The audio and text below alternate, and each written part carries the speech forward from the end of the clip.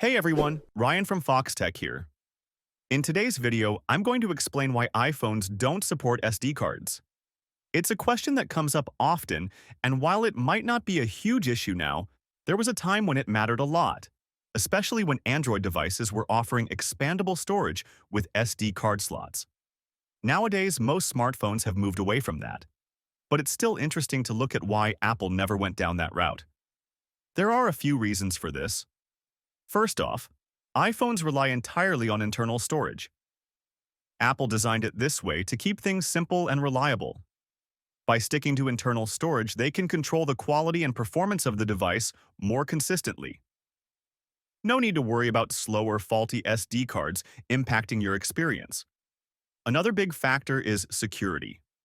SD cards can be vulnerable to data corruption or even malware, which could compromise your phone. Apple is very focused on maintaining a secure environment for users, and avoiding external storage helps prevent those risks.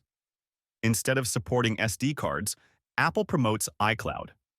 iCloud is their cloud storage solution that allows you to back up and access your photos, videos, and other files seamlessly. With iCloud, you don't have to worry about physically managing storage space with an SD card. It's all done through the cloud. There's also a design element to consider. Apple likes to keep their devices sleek and minimal.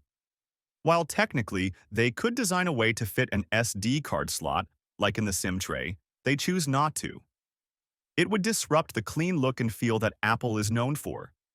Plus, not having expandable storage encourages users to buy higher capacity iPhone models, which offers more storage right out of the box.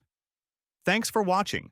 If you found this explanation helpful, don't forget to like the video and subscribe to the channel. See you later.